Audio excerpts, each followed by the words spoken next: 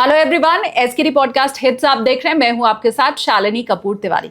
AI जैसे जैसे आता जा रहा है, डर बढ़ता जा रहा है कि कहीं ऐसा ना हो कि ले ऑफ इतनी बड़ी संख्या में हो जाए कि मंदी की तरफ देश आगे बढ़े। क्या वाकई ऐसा होने जा रहा है?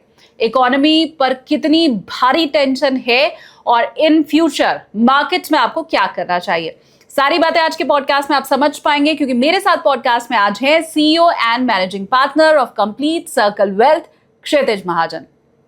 पॉडकास्ट में आपको कुछ सलाह देनी है तो कमेंट सेक्शन में आप जरूर दे दीजिएगा। पार्ट 1 आपको आज मैं दिखा रही हूँ, पार्ट 2 बहुत जल्द दिखाऊंगी, लेकिन चैनल प्लीज सब्सक्राइब कर लीजिए, क्योंकि यहाँ कम समय में आपको पूरा इंफॉर्मेशन मिल जाती है। हमारे बड़े पॉडकास्ट छोटे पार्ट्स में इस चैनल पर आप देख पाते हैं। तो चलिए शुरू करते हैं आज का पॉडकास्ट। दिखाती हूँ आपको पार्ट 1। बहुत स्वागत है सर आपका। Thank you. पहली बात तो ये, क्योंकि वैसे ही हम लोग घबराए हुए थे, लगातार हम देख रहे थे मार्केट टूट रहा है, एफआईआईज पैसे निकाल रहे हैं। अब उसमें मोदी जी का सामने आके कह देना कि वर्क फ्रॉम होम कर लो, 1 साल तक सोना मत खरीदो, मेट्रो और बस का यूज़ करो, तो उसमें ऐसा लगता है कि अब भाई पीएम सामने से आकर के बोल रहे हैं तो मतलब कहीं कुछ गड़बड़ तो नहीं है। तो सीधा सवाल यही है कि क्या इकोनॉमी खतरे में है?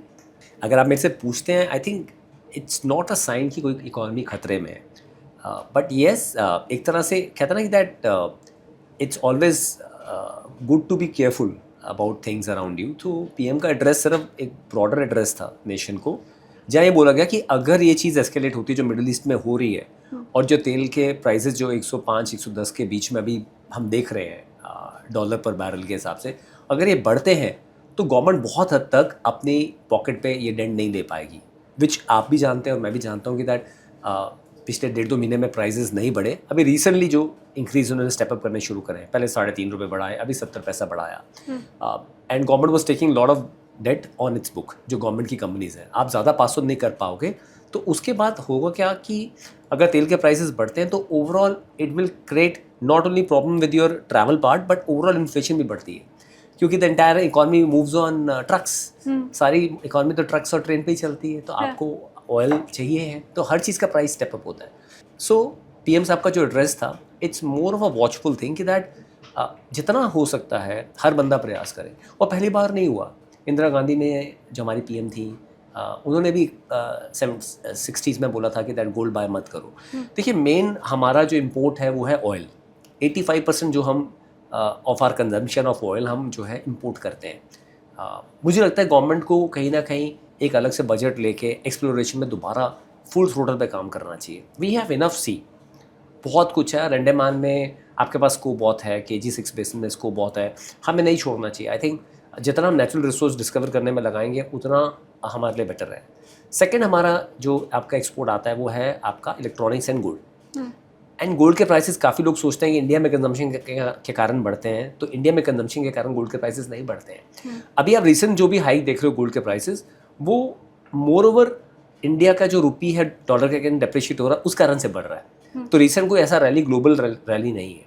सो इंडिया के कारण नहीं, जबकि वर्ल्ड बैंक गोल्ड बाय करता है, उस कारण से गोल्ड के प्राइसेस आपके बढ़ते हैं।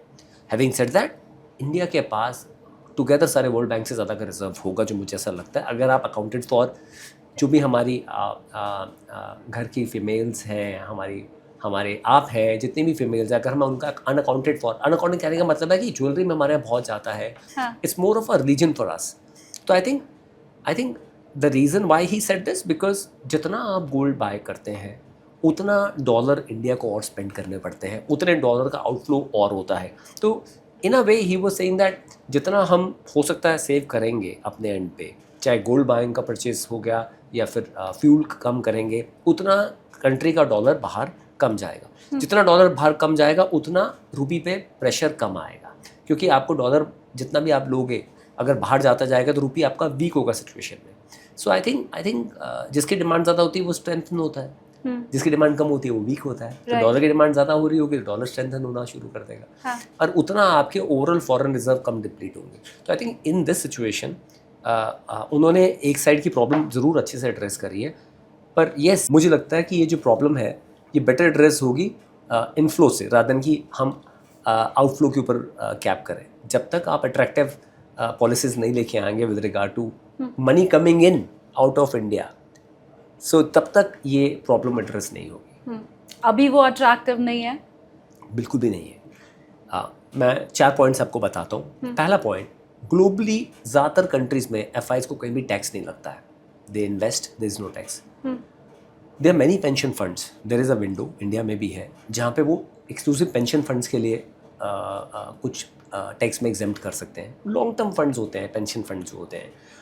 अभी देखिए, अभी हमारे पीएम 4-5 कंट्रीज़ में होके आए हैं, उसमें पॉसिबिलिटी है कुछ पेंशन फंड्स का पैसा आप आते देखें भी, मुझे ऐसा लगता है। I am very hopeful.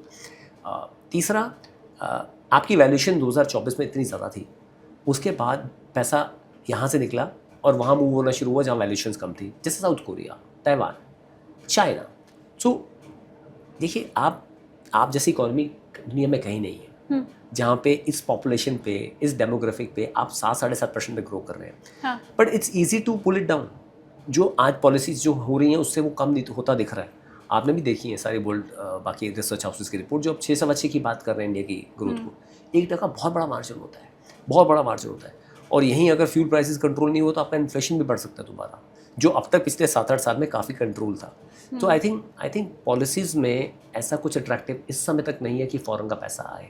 आज भी valuation wise will be surprised, irrespective of south Korea का एक साल का रिटर्न 200% है, ताइवान मार्केट का रिटर्न 80% है, चाइना का रिटर्न अच्छा है, स्टिल हम उनसे आगे 1 ईयर फॉरवर्ड अर्निंग में या ट्रेलिंग पी पे हम आज भी कॉस्टली हैं। आई एम नॉट सेइंग कि हम ओवरऑल कॉस्टली हैं, हम अपने एक राइट प्राइस पॉइंट पे हैं, बट जब तक अर्निंग सपोर्ट नहीं आएगा और जब तक वो कॉन्फिडेंस नहीं आएगा कि दैट येस पॉलिसीज़ में बार बार चेंज नहीं होगा, तब तक एफआई नहीं आएगा। और करेंसी स्टेबिलिटी, बहुत क्लाइंट्स हैं हमारे जो फॉरेन के इन्वेस्ट करते हैं। समझिए, अगर आपने 85 रुपीज़ पर डॉलर के कन्वर्जन पे इन्वेस्ट किए, हाँ, आपका 20% रिटर्न आ गया। मान लीजिए आपने 100 रुपीज़ लगाए, आपने 120 का रिटर्न आ गया आपका। तो बट 85 की वैल्यू हो गई आज 96। सो 85-96 हो गया आपका। तो जो आपने पैसे लगाए, जब आप वापस लेके जाना चाहोगे उसको, तो आपको उतना रिटर्न ही नहीं दिखेगा अपने पोर्टफोलियो में। अब तो एक तो इंडिया में रिटर्न नहीं आ रहा है, जब आप कन्वर्ट करोगे तो आप 86 रुपीज़ टू डॉलर में इन्वेस्ट करने आए थे, जब आप वापस लेके जा रहे हो तो आपको वही डॉलर जो वापस आएगा वो 95 रुपीज़ का आएगा। तो आपका जो रिटर्न आ रहा है उसका तो रिटर्न तो मेन करेंसी में डिप्लीट हो गया सारा। So many people are saying भाई हमें स्टेबिलिटी दिखाओ। पहले एक इंडिया में बोलते थे हम 3% से आपका करेंसी हर साल डिप्रिशिएट करता है। Recent fall is huge and we have to do something about it. I think one, taxation wise you need to be attractive. Second, valuation wise you need to be attractive, जो आप attractive हो रहे हो। तीसरा, currency stability you have to give. Policy making ऐसे। चौथा, earnings आनी चाहिए कॉर्पोरेट इंडिया की। अभी कॉर्पोरेट इंडिया की मैं बात कर रहा हूँ, बड़े बिजनेस हाउसेज हैं, ज़्यादा business houses are doing run of the mill same business. Why someone has to get into paint और केबल्स और सम अदर बिजनेस जो ऑलरेडी अच्छा कर रहा है? इनोवेशन कहाँ है? आज आप बोल रहे हो कि पूरा का पूरा एआई का रैली हमने मिस कर दिया। यही बोल रहा है ना इंडिया कि एआई, अगर एक समबडी वाज लाफिंग कि अगर एआई में अगर बबल बर्स्ट होता तो इंडिया में इम्पैक्ट नहीं आएगा, क्योंकि हमने कुछ किया ही नहीं है। बबल तो तब बर्स्ट होगा हमने बबल बनाया होता, right. But the rules of the game will change. अब क्या होगा, पहली बार ऐसा होगा शालिनी, जहाँ पे आप देखेंगे ब्लू कॉलर जॉब ज़्यादा क्रिएट होंगी, स्किल्ड लेबर की रिक्वायरमेंट ज़्यादा होगी, क्योंकि आप इंजीनियर हैं, आपके पास स्किल सेट है, AML का है या आपके पास कोडिंग का है, कोई और स्किल सेट है। बट आज अगर आपने अब तक अपने आप को नहीं लिखेंगे with regard to the technology which like generative AI और आपके AI के कुछ टूल्स आपने नहीं लिए या आपकी कंपनी ऐसा काम नहीं कर रही हुई, तो जॉब्स विल गो। आज आप में रिसर्च करना चाहते हैं, take for example, now they say that precision of OpenAI or LLM is 95%. Please understand that AI is more of an enabler. Please understand that AI is more of an enabler. अब मुझे शालिनी के साथ कुछ data points पर बात करने हैं।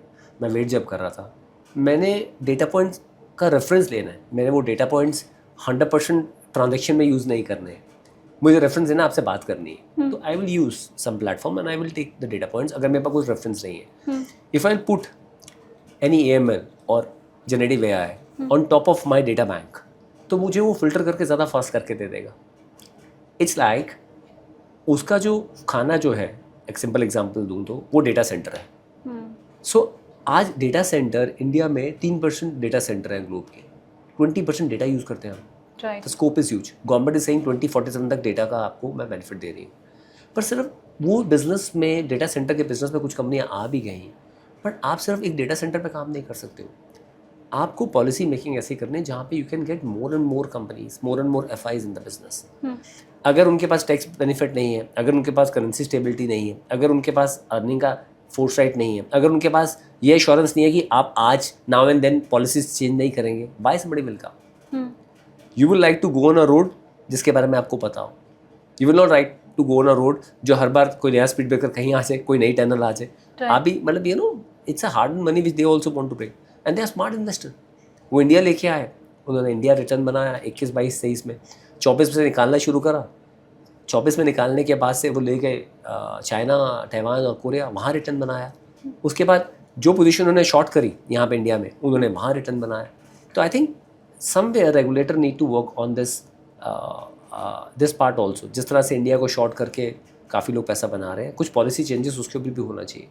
सो आप एक बार अट्रैक्टिव डेस्टिनेशन बन जाएंगे तो आप बेटर हो जाएंगे. आज हमारी currency, you will be shocked, Pakistan से ज़्यादा हमारी करेंसी डिप्रिशिएट करी है रिसेंट टाइम में. राइट.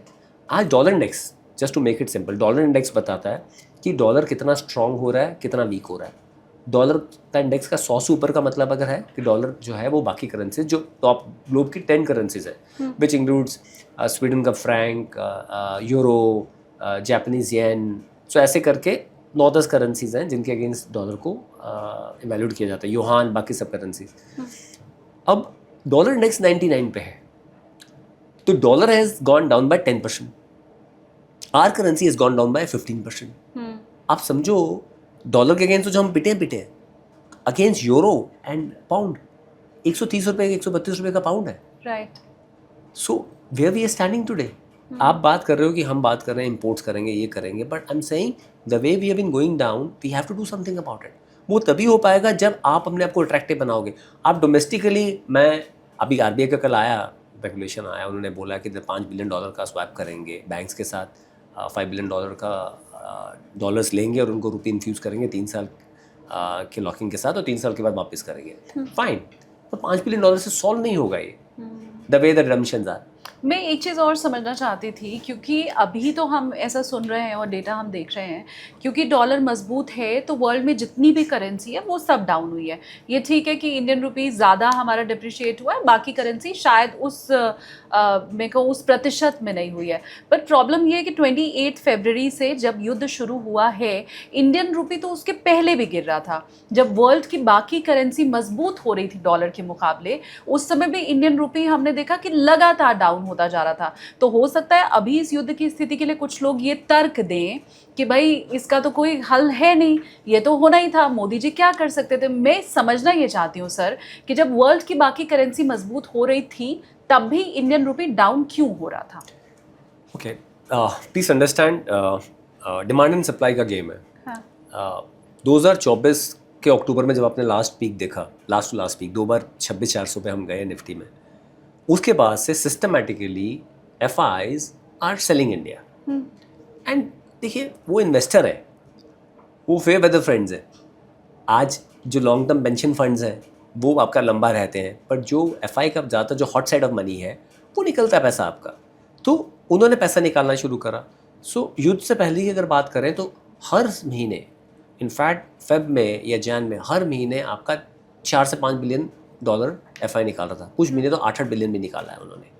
2 लाख करोड़ से ऊपर का माल बेच चुके हैं एक टाइम पे, जिनका आप देखिए एलोकेशन टुवर्ड्स इंडियन मार्केट आपका 20% प्लस होता था. आज वो 15.5% पे ओवरऑल मार्केट का हिस्सेदारी में रह गए हैं जो FIs हैं.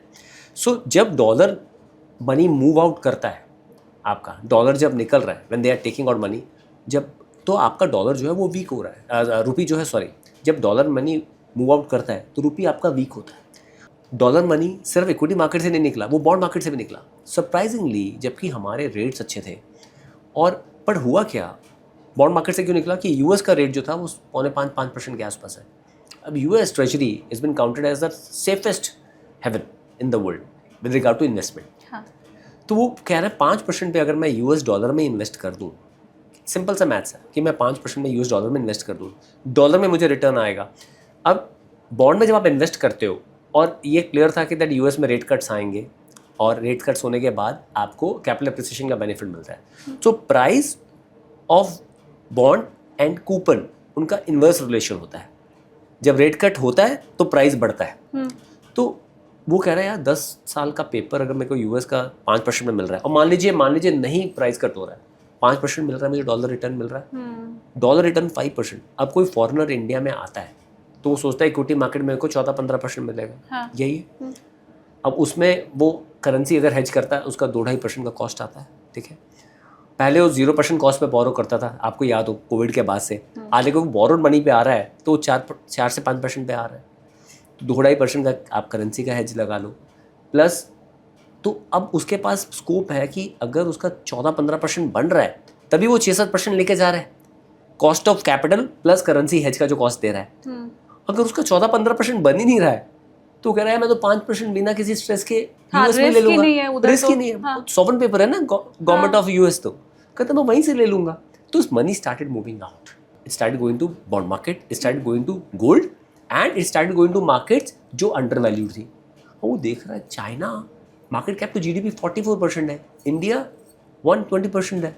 चाइना ताइवान का जो आपका ट्रेडिंग पी जो है वो 11 का है, इंडिया का उस समय 26 का था. 2024 की मैं बात कर रहा हूँ, अक्टूबर की. विद साउथ कोरिया का ट्रेडिंग पी जो आपका है वो 12-13 का है. तो पैसा जो है चाइना का 7 का था बाय द वे. पैसा निकलना शुरू हुआ एंड इन सब एसेट क्लासेस में इनिशियली पहले वो गया बॉन्ड मार्केट में जो डेट वाला था, गोल्ड में, और बाकी इन एसेट क्लासेस में जाना शुरू हो गया आपका पैसा. अब इंडिया से परपेचुअली निकलता रहा क्योंकि लगे रहने के लिए भी आपके पास कोई रीज़न होना चाहिए. And they were smart enough. इस बार उन्होंने बिल्कुल ब्रूटल सेलिंग नहीं करी. What they started doing because they was जब वो बेचते थे यहाँ से 24-25 हज़ार डॉलर, यहाँ से 24-25 हज़ार करोड़ का सिप का फ्लो, म्यूचुअल फंड का फ्लो, तो आपके पास 4-5 बिलियन का डोमेस्टिक फ्लो आता था, इंश्योरेंस का फ्लो आ रहा था. तो वो धीरे धीरे करके उन्होंने पोजीशन अपनी बैकवर्ड करनी शुरू करी. फिर कुछ पॉलिसी मेकिंग्स हमारी with regard to big companies. As I said, हमने कुछ इनोवेशन किया ही नहीं. हमने रिवर्स इंजीनियरिंग करी, कुछ चीज़ें करी, पर इनोवेशन में हमने कुछ किया ही नहीं. आज आप एक चीज़ बता दीजिए इंडिया ने इनोवेट किया है over a period of time, और वो इंडियन साइंटिस्ट बाहर जाके हर चीज़ इनोवेट कर रहे हैं. ठीक है. तो आपने पॉलिसी मेकिंग ऐसी करनी चाहिए कि इनोवेशन पे, R&D पे आपके पास अलग बजट्स होने चाहिए. आपने क्यों नहीं आज किया? अब मैं बैंगलोर था, वहाँ मुझे काफ़ी मेरे क्लाइंट परसिस्टेंट और बाकी कंपनीज़ में है. नॉट दैट वो हमारे पोर्टफोलियो का पार्ट है एंड नॉट दैट मैं कोई एग्जांपल दे रहा हूँ. I am just telling you. वो कह रहे हैं मिड कैप काफ़ी कंपनीज में इनोवेशन हो रही है, वो बहुत जल्दी टर्न अराउंड होगा, AI ओरिएंटेड हो रही है. आई एम श्योर इंडिया भी कर रहा होगा, but I am saying we are far behind. Globally they are 13-14 company जिन्होंने ग्लोबल की मार्केट सुपर करी हुई है. यूल बी सरप्राइज 1 GPU के डेटा सेंटर को इलेक्ट्रीफाई करने के लिए मंथ में आपका 80 से 100 मिलियन का आपका इलेक्ट्रिसिटी का बिल आ जाता है. अब वो कैसे मैनेज करेंगे, क्या करेंगे, I really don't know.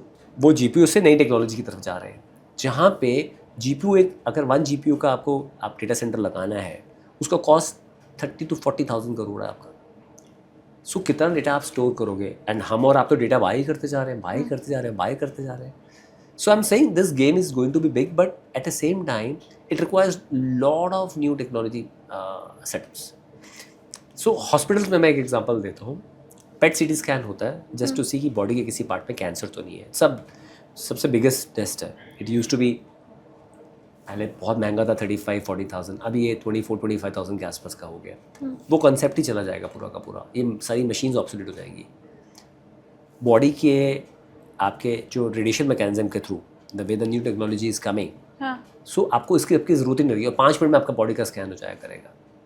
Like the way we enter our passports, like the way we enter our airports. India में भी आप स्मार्ट गेट शुरू हो गए. आपने थंबनेल लगाया, आप निकल गए बाहर. सो आई एम सेइंग ये सारी बाहर की टेक्नोलॉजीज है.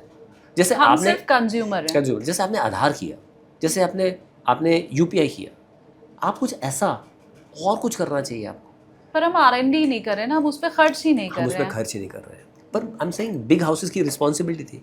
अब सेम हाउसेस ही केबल का काम करेंगे, सेम हाउसेस ही पेंट का काम करेंगे. There is nothing wrong. That market is already explored. Why not something on the data center side? Why not something on the AI side? Why not something on the pharma side? Molecule side पे क्यों नहीं? कुछ जो company अच्छा काम करती है उनका प्राइस बढ़ता है. हाँ. अदरवाइज हम क्या कर रहे हैं? हम CDMO कर रहे हैं, हम API कर रहे हैं. So I am saying once you start innovating things तो आप डिफरेंट लाइन पे चले जाते हो, डिफरेंट लेवल पे टेंशन में चले जाते हो. अब चाइना क्या कह रहा है? हम डेवलपिंग नहीं है, we are develop country. India is not 20-30 years behind. I am saying we are very much there. अब हमें देखना है कि हम उसको पोटेंशियल को ऊपर कैसे लेके जाएं. पर बाहर से अगर आप देखोगे the way things are, the way we will manage, the way infrastructure is, we are 30-40 years behind. And we can do this. No, we can do this, but है ही नहीं. So all budgets are there, everything is there, such a big economy is there. आप taxes इतने लेते हो. हमारा आज भी हाईएस्ट टैक्स ब्रैकेट 35 और HNI जो सुपर HNI ब्रैकेट 38-39% है. It's not that we are not paying taxes, but problem is वो इंटेंट होना चाहिए. एंड अब 12 साल गवर्नमेंट को हो गए हैं. I think they have done lot of things, and not that मैं प्रो या एंटी कुछ बोलना चाहता हूँ. All I am saying is they have done lot of things. हमें सोशल सिक्योरिटी जो सबसे बड़ी चीज़ हमें दी है, that yes safely we can go wherever we want to do. वो सेफ्टी का एक हमेशा क्वेश्चन मार्क रहता था, whether I can go in public, नहीं, ये सब चीज़ें. Lot of things they have done. But I think economy पे भी जो आपका ड्राइवर है, वेरी ट्रू, उस पे काम करना चाहिए. एंड मुझे ऐसा लगता है that voices need to be heard. There are people who've been talking about it. I've been saying on all the platforms that you just can't let your core people who are investing back in India to suffer. आप जाके बाहर बोलते हो diaspora में जाके address कर रहे हो, यहाँ में एड्रेस कर रहे हैं. आज वही दुबई का क्लाइंट जो पैसा लेके आया है इंडिया कि मेरे अपने देश में करूँगा with lot of love, he saying यार मज़ा नहीं आ रहा, इसे तो मैं डॉलर मनी में इन्वेस्ट कर देता. सो आई थिंक फिर आपका डोमेस्टिक क्लाइंट है. शालिनी अब ऐसा नहीं है. अब आपके पास 6 crore mutual fund unique clients हैं और 14 crore unique demat account holders हैं. पहले वाला टाइम नहीं रहा कि 1.5-2 करोड़ लोग ही कर रहे हैं. और ये वो पढ़ी हुई क्लास है जो आपके साथ इन्वेस्ट करती है. मतलब मैं अगर इस करंट गवर्नमेंट की बात करूं तो ये बड़ी प्रो गवर्नमेंट वाली क्लास है. So nothing that on the political side, but I am saying अब वो लोग सफ़र कर रहे हैं पिछले 2 साल से. आई नो इक्विटी में हर साल रिटर्न नहीं बनता है, which we keep on also propagating. Problems आती हैं, but at the same time they should be clear about कि दैट गवर्नमेंट का फोकस है इकोनॉमी को लेके. आपकी करेंसी, आप नाइजीरिया नहीं हो ना कि आपकी करेंसी 15-20% उड़ जाएगी पिछले 1.5-2 साल में. ऐसा कैसे हो सकता है? With a country which has a foreign reserve, which used to be a foreign reserve of $729-30 billion, आज हम $685 billion पे. So I think there is a lot of work which is required to be done from government side.